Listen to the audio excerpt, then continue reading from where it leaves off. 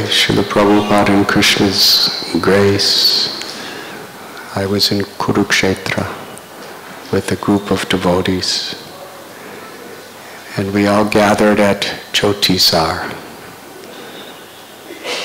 Jyotisar is the place Bhagavad Gita was originally spoken by Krishna to Arjuna.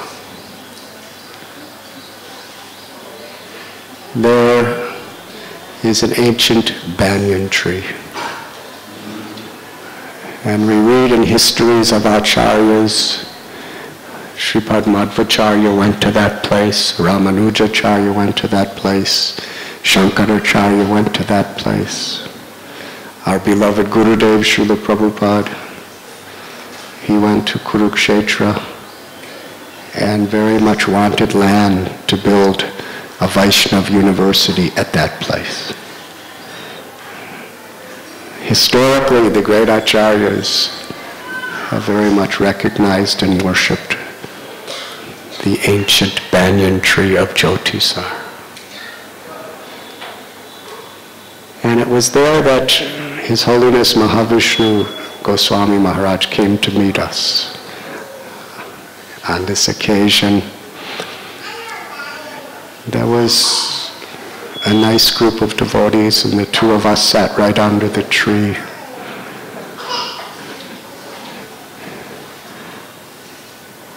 And when Maharaj spoke, he spoke from the 10th chapter.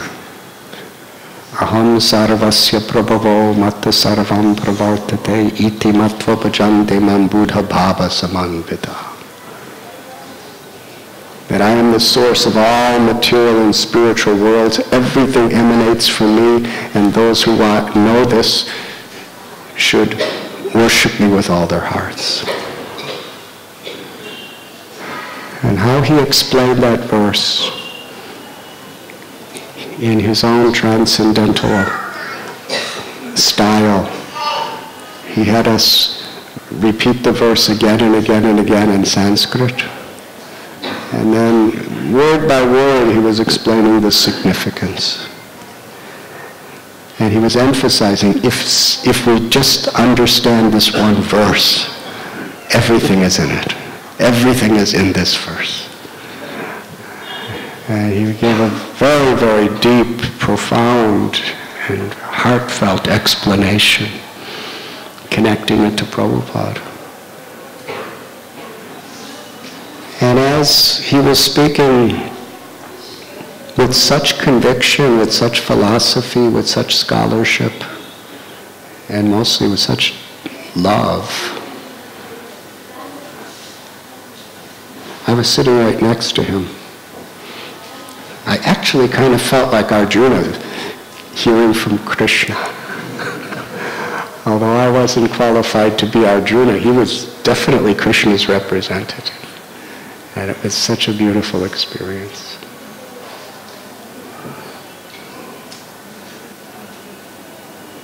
And not long before he passed from this world, I was with His Holiness Giriraj Swami at his home in California. And we got a phone call that Mahavishnu Goswami Maharaj was not so far away, somewhere near San Diego or something, and he really would like us to come to see him.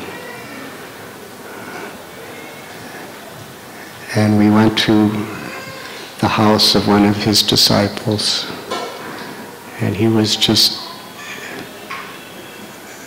such an emblem of Vaishnava etiquette and qualities. How he welcomed the devotees, the guests of his house, and we sat and we spoke and we laughed. He was reciting some slokas and we were talking about everything. And then I remember he gave me this mixture of honey and ginger powder, yes? Because he heard that I had some little sore throat or something, or cold. And he personally, with his own hands, he made this honey and ginger powder. And was so enthusiastic that I eat it. So I ate so much.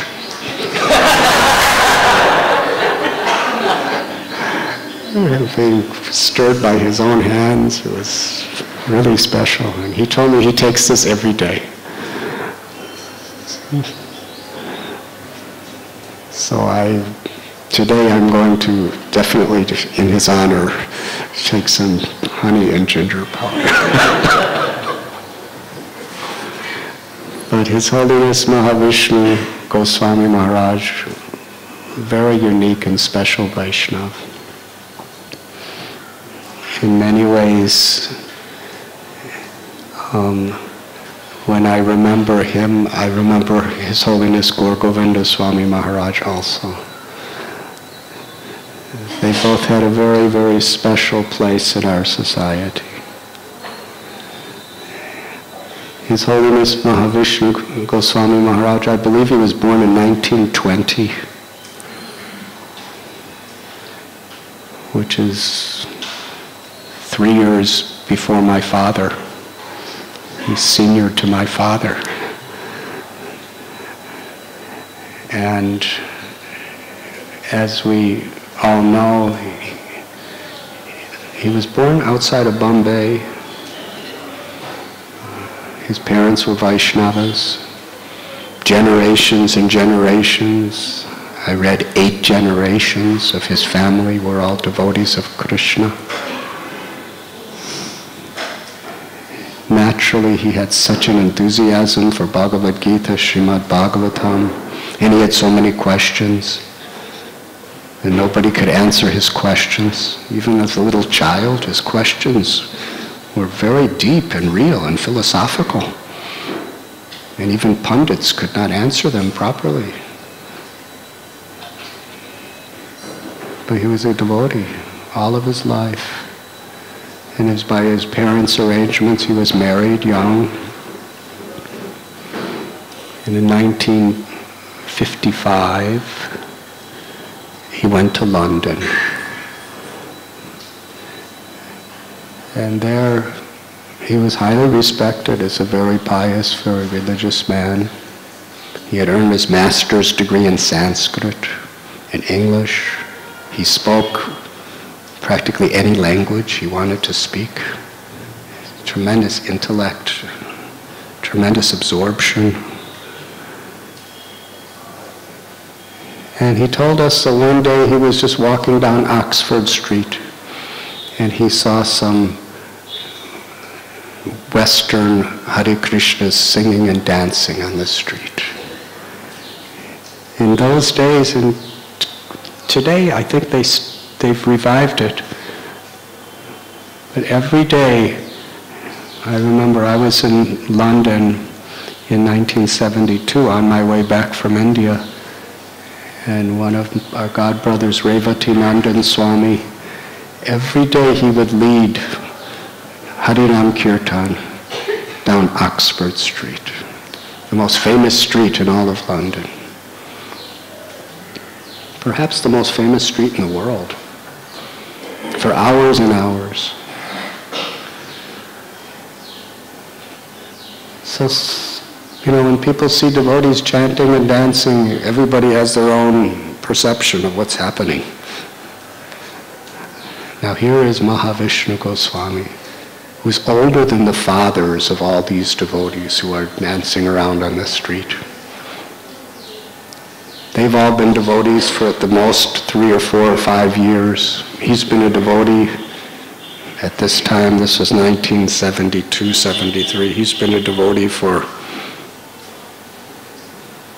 52 years. He's a scholar of Sanskrit, scholar of the Bhagavad. But he saw the devotion in them, and he was very, very attracted. Saragrahi, he really saw the essence. He really felt Srila Prabhupada's grace coming through these devotees. He became very attracted. And he went to the temple in Berry Place, near the British Museum. And there he heard a young devotee from Amsterdam, Holland, with very white complexion and red hair. He was giving Srimad Bhagavatam class. His name was Hare Krishna Das Prabhu. And that was a special connection to me, because when I first came from India to Amsterdam, I lived in the temple there for about a month or two. And my best friend his name was Hank, but later he became Hare Krishna Das. And he used to preach to me. He was a very good philosophical devotee. So he's younger than me. So here is Mahavishnu Goswami, coming from a very, very traditional Vaishnava family of India, scholar. And there's a young boy, younger than his sons, speaking Srimad Bhagavatam. And in his eagerness to hear the Bhagavatam, and in his natural humility, he was so deeply impressed that this devotee was speaking with so much devotion and so much conviction. And he was from Holland. It was a very moving experience for Maharaj, and he asked, how did you learn this? And he said, Hare Krishna Prabhu told him, I'm simply repeating the words that I have read in the books of my spiritual master, A.C. Bhaktivedanta Swami Prabhupada. So Mahavishnu Goswami went to the temple in Bhaktivedanta Manor, and there was a library of Prabhupada's books there. And daily, from what I have been told, he would sit for 3 or 4 hours studying Prabhupada's books. And because he was already a scholar and a Sanskrit expert, he saw what Prabhupada was presenting to the world. And he surrendered his heart to Srila Prabhupada by reading Prabhupada's books. And he met Srila Prabhupada, I believe, the first time in 1973. Srila Prabhupada was so impressed that here's a person. In those days, there were very few Indians who were coming to our society seriously beyond just giving a donation or bringing some prasad. And he was, his age, but he was so deeply absorbed. Srila Prabhupada loved him. In fact, Srila Prabhupada told him that he should take initiation, he should take sannyas, and he should spread Krishna consciousness all over the world. It's Prabhupada's order to him. But he was a very serious, responsible man. He had a family, he had children, wife, he had a job. When he first met Prabhupada, he was the president of the Gujarati Association for London. And for those of you who go to London, you'll understand that so many Gujaratis.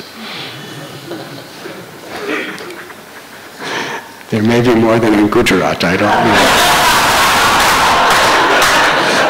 But there's definitely a lot of Gujaratis in London. And he was the president of their whole organization. And for their annual event, he invited Srila Prabhupada to be the chief speaker. That's how much he really relished Prabhupada's books. And his meeting with Srila Prabhupada, he surrendered his life, he surrendered his heart. And Prabhupada told him, take sannyas, I will give you, and travel all over the world. And he decided to do it. There was no question in his mind if he would do it. But he wanted to do it in an exemplary way after completing his duties as a grihasta. That conception was quite revolutionary in ISKCON in those days. But it's what Prabhupada really wanted to establish eventually, the Varnashram Dharma, in a very sober and responsible way.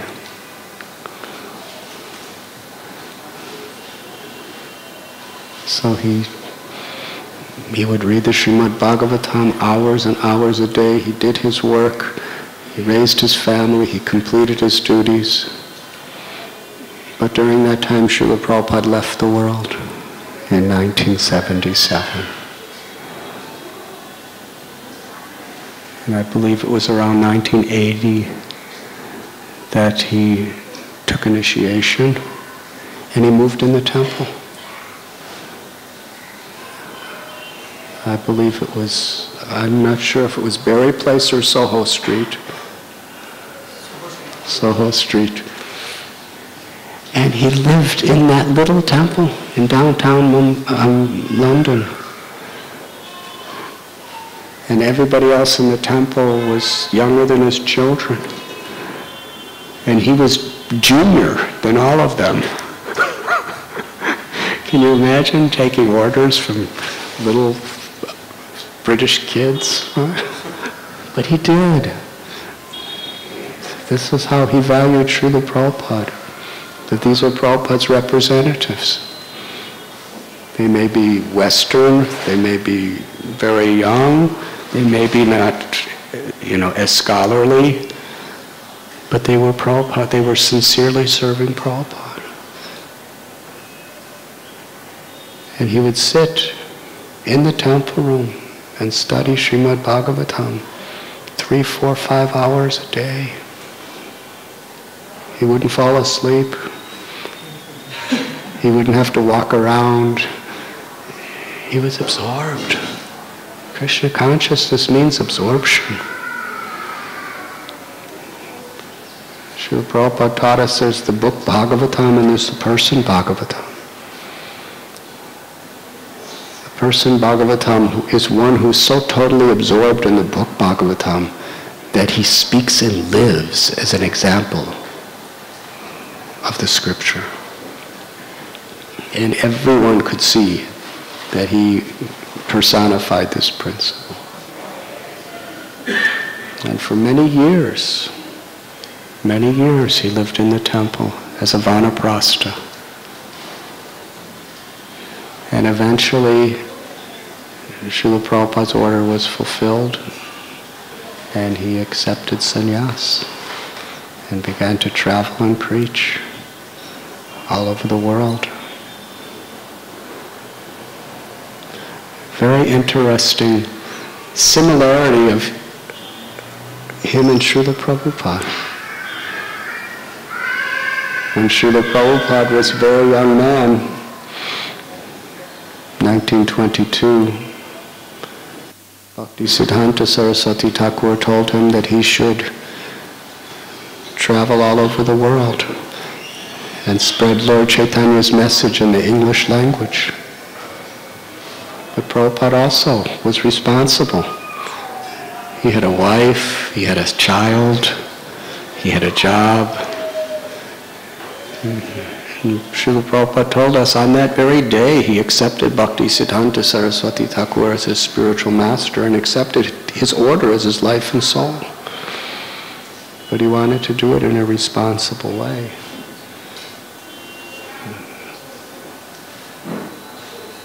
He would visit Bhaktisiddhanta Saraswati Thakur whenever he could and serve the devotees. In the same way, Mahavishnu Goswami, whenever Prabhupada was in London, he would go to visit him. Prabhupada was so affectionate toward him, and he loved to be with the devotees and assist the devotees in every way he could.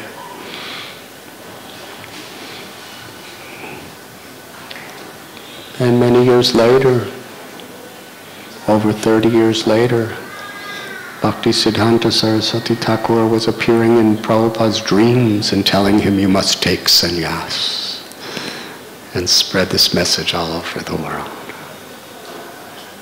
And he took sannyas from one of his godbrothers and did so.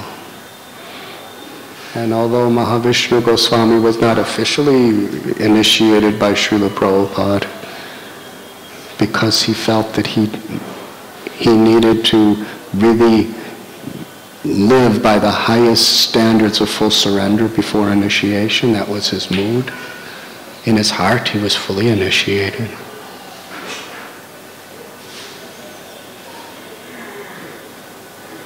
In fact, he had more personal association with Srila Prabhupada than most of Prabhupada's initiated disciples. And he had more direct, specific instructions than most all of Prabhupada's direct disciples. So he was Prabhupada's disciple. In spirit, in every way, gave his life. And similar to Srila Prabhupada, he took sannyas for this purpose, to spread his Guru's message on his Guru's order all over the world. And like Srila Prabhupada, he had about 12 world tours. And wherever he went, people felt such shelter. Not just because of his age and because of his scholarship, but his kindness. He was so respectful to honor everyone. Whether it was a non-devotee or a new devotee or a senior sannyasi, he just had such love and kindness toward everyone. And people really felt deeply that he cared about them, because he did. Because he really saw everyone as part of Krishna. He really saw his service to Prabhupada in serving every person that he came in contact with.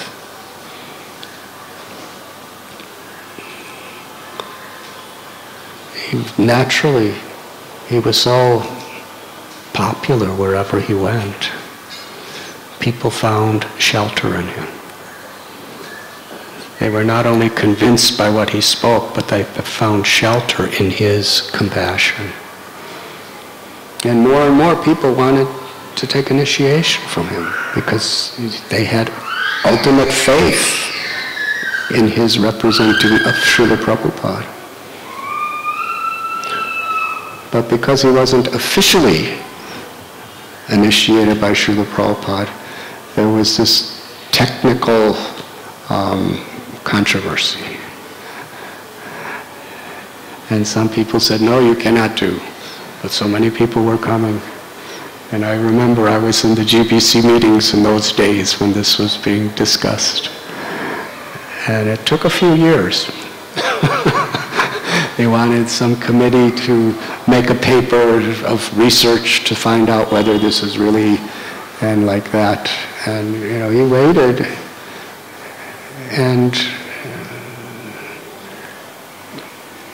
always so respectful, always so kind. But at the same time as being respectful and kind to everyone, honoring people who were, you know, technically his superiors, still he was giving full shelter to all these people. And it was a great time when, a very historical time in our society when he was completely blessed by this leadership of our movement to take disciples. And that's what Jai Shila was speaking about.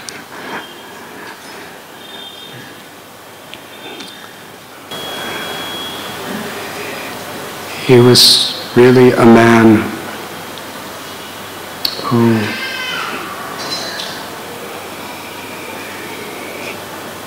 personified the essence of Prabhupada and Lord Chaitanya's mission in every way, every aspect of him.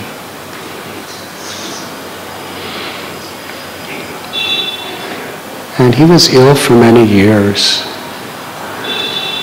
I believe he had a stroke or something at one time, in London.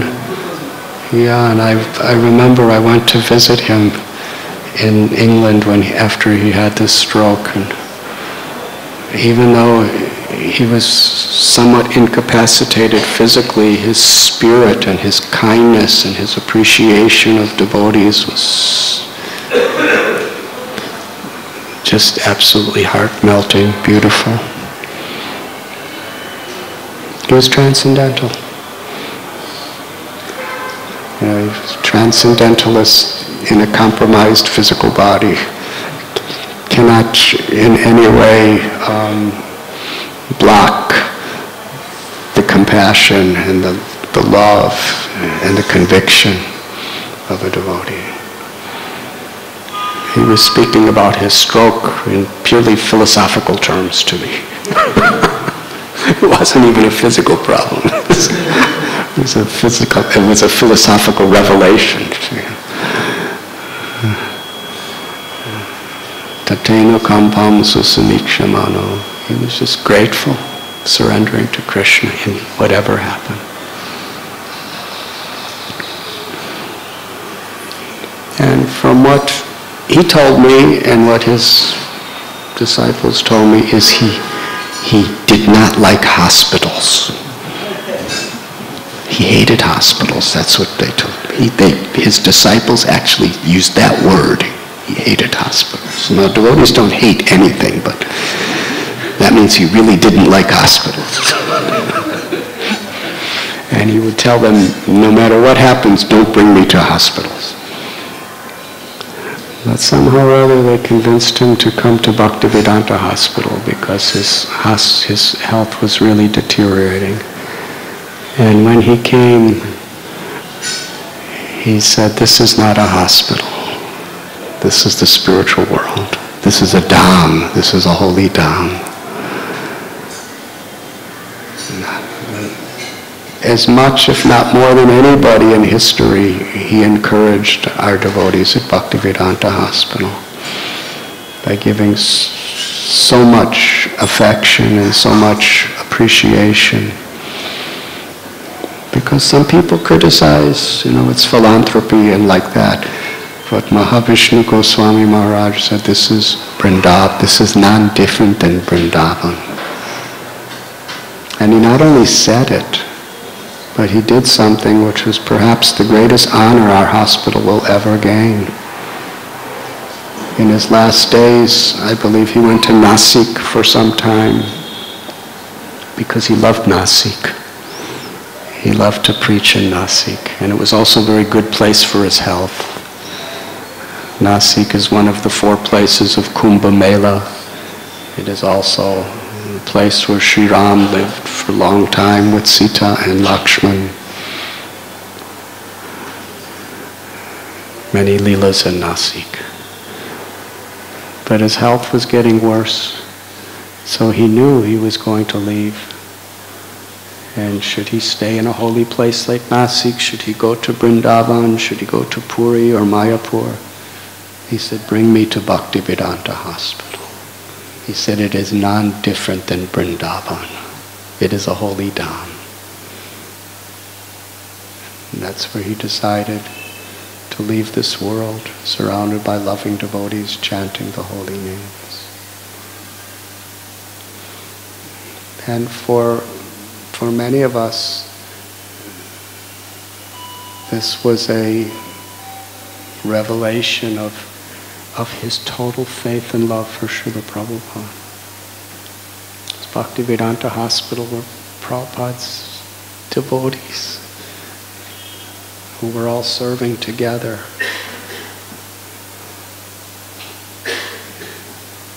For the pleasure of Srila Prabhupada. And he recognized that in such a way that it's none different than Vrindavan. And I remember I was in Mayapur. It was just after the GBC meetings, I think, or something. I was in Mayapur. I don't remember if it was GBC meetings or something else, but I was with His Holiness Bhakti Charu Swami Maharaj. We did a program in Calcutta together. And that's where we got the news that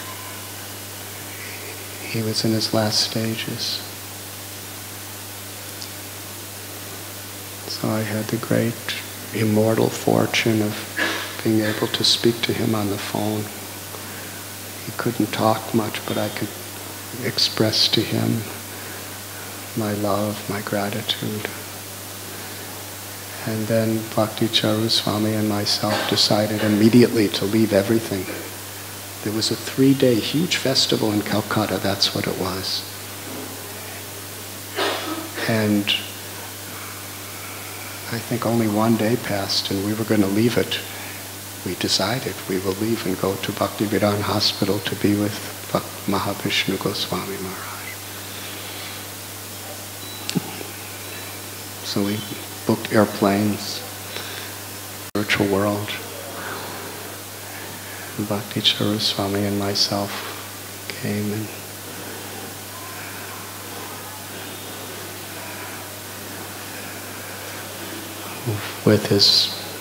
with Maharaj's beloved associates, disciples, followers, well-wishers. We went to Nasik to have a beautiful, beautiful ceremony. Bhaktivinoda Thakur, he wrote, "He reasons ill who say that Vaishnavas die, because thou art living still and sound. Vaishnavas died to live, and live to spread the holy name around." Mahavishnu Swami Maharaj taught us by his life's example how to be absorbed in the holy name, how to be absorbed in Srimad Bhagavatam, how to be absorbed in service to the Guru, Srila Prabhupada, how to be absorbed in service to the Vaishnavas, how to be absorbed in compassion to all beings. And he did it with such absorption, total absorption. Today we are all praying to His Holiness Mahavishnu Goswami Maharaj for even a drop of his absorption into our own lives. Thank you very much.